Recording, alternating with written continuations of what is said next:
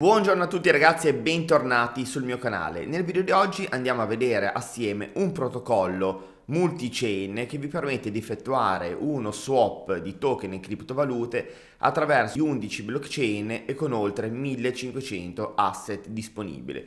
Adatto soprattutto a chi non ha tantissima dimestichezza con i diversi swap in giro per il network, che vale la pena approfondire con le dovute accortezze. Andiamo a vedere come funziona questo protocollo, ovviamente dopo la sigla.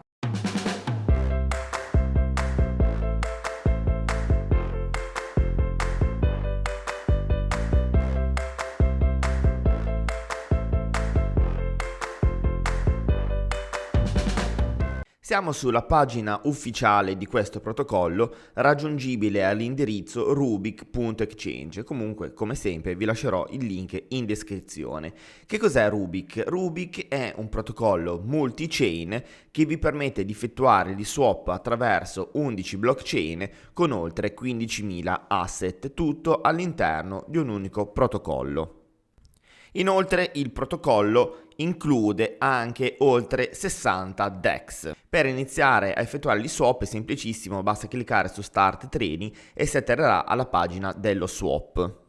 Prima di iniziare bisogna andare in alto a destra e cliccare su Connetti Wallet, dove è possibile collegare questi portafogli non custodia: Near, Solfled, Phantom, Wallet Connect, Coinbase Wallet e Metamask. Come al solito io vado a collegare il mio Metamask. Clicco su Metamask, accetto la firma, accetto l'autorizzazione e in automatico in alto a destra vedete una parte del mio portafoglio. Quindi il wallet si è connesso correttamente.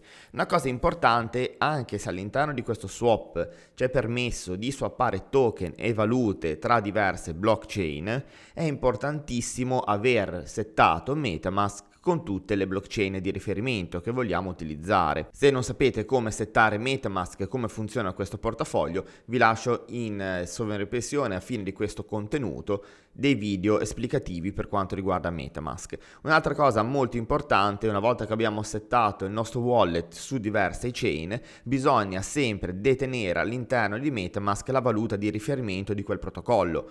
Non solo per effettuare degli scambi, ma soprattutto per il pagamento delle fee, perché se stiamo scambiando dalla blockchain di Ethereum alla Binance Chain, in quel caso noi paghiamo le fee di Ethereum. Se invece viceversa dalla Binance Smart Chain ci trasferiamo un token su Ethereum, pagheremo le fee della Binance Smart Chain. Quindi bisogna avere all'interno di Metamask i token di riferimento per il pagamento delle fee per evitare di rimanere intasati. Quindi una volta che avete controllato tutti questi accorgimenti, si può operare all'interno dello swap. Attenzione, perché ci sono dei minimi da tenere in considerazione. Fate sempre delle prove prima di effettuare degli swap se non siete sicuri di avere sufficienti token o valute per gli scambi. Ad esempio, cliccando su seleziona token, se voglio provare a scambiare BNB con, andiamo un po' a vedere su Polygon, con DAI, quindi da Binance Smart Chain a Polygon, clicco su massimo, vedete che qua sotto sta elaborando e tra poco mi dirà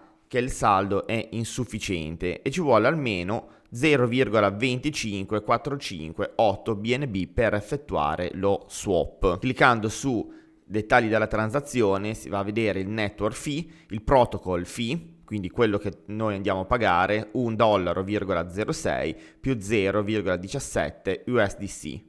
Price Impact 0,28, Price Impact Target Network 0,03, minimo che andiamo a ricevere è 56,23 DAI. Quanto riguarda i DEX che utilizza Uniswap versione 2, Uniswap versione 3, Algebra, Viperswap, QSwap, Pangoli, OneInch, SushiSwap, 0x Protocol, Pancake, TraderJoe, SolarBean, SpiritSwap, SpookySwap, Radium, OneSwap, Trisolaris, Ref Finance. Per quanto riguarda le blockchain, supporta Ethereum, Polygon, Phantom, Avalanche, Moonriver, Harmony, BSC, Solana, Arbitrium, Aurora e Near. Ho ottenuto come protocollo anche un Nodit per quanto riguarda la verifica di Certic e Fairproof. Ovviamente non tutte le chain vengono supportate dal portafoglio di Metamask, quindi possiamo interagire con questo protocollo se vogliamo effettuare scambi tra chain che supportano Metamask.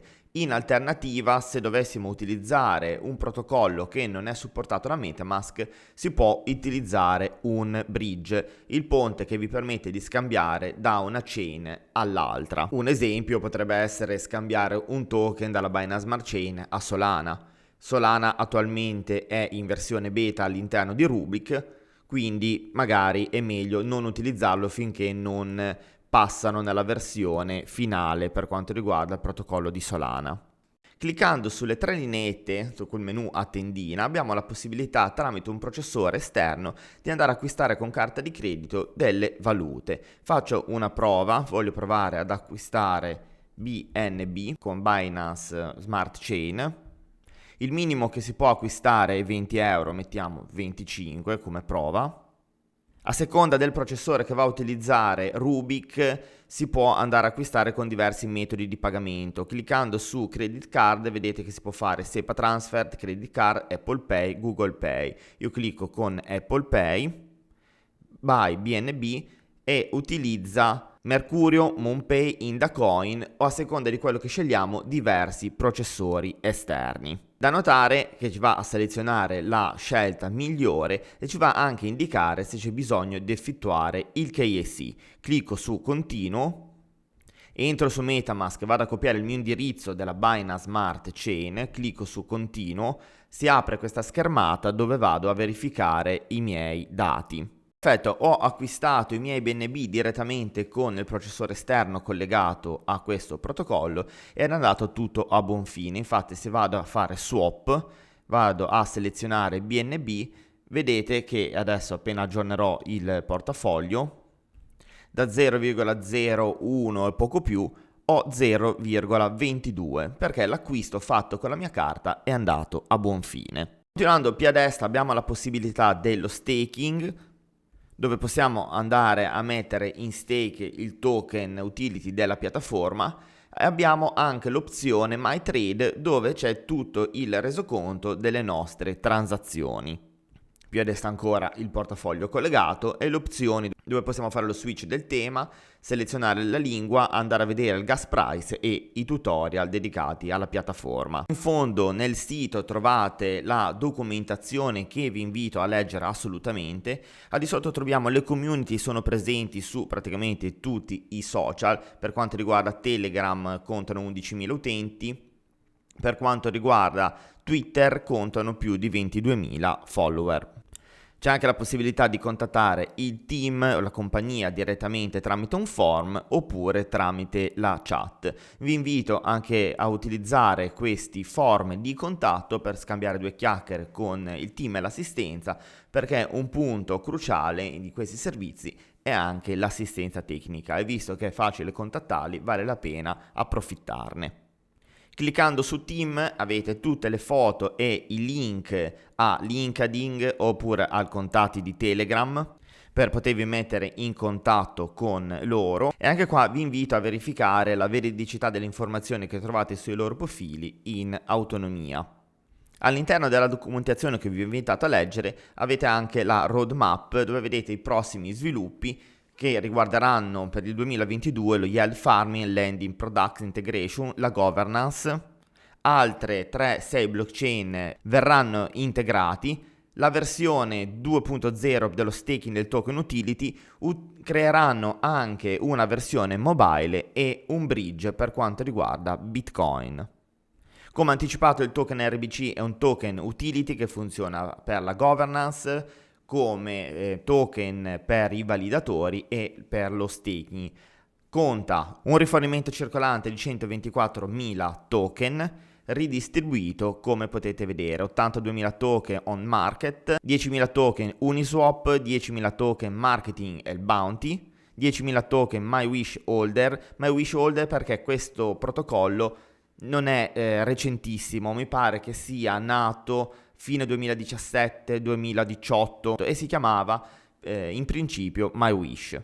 12.000 è dedicato al team. Da notare che il 10% dei token che sono riservati al team sono bloccati e vengono svincolati ogni 3 mesi, del 2% all'anno. Bene, siamo arrivati anche per oggi alla fine del nostro appuntamento, spero come sempre che il video vi sia piaciuto e l'abbiate trovato utile. Mi raccomando, non prendete i miei video come dei consigli finanziari, non lo sono assolutamente, neanche dei solleciti all'investimento, ma dei contenuti educativi che vi fanno vedere le applicazioni, i progetti che girano sulla blockchain. Vale sempre la pena approfondirle in autonomia, andare a leggere i documenti resi disponibili dal team su ogni progetto che lo trovate sul sito internet di riferimento, e solo qualora pensiate possa fare al caso vostro potete provare questi protocolli. Un consiglio che vi posso dare è di non fare all-in ogni qualvolta decidete di entrare su un progetto o provare dei protocolli, ma provateli con delle piccole somme per vedere se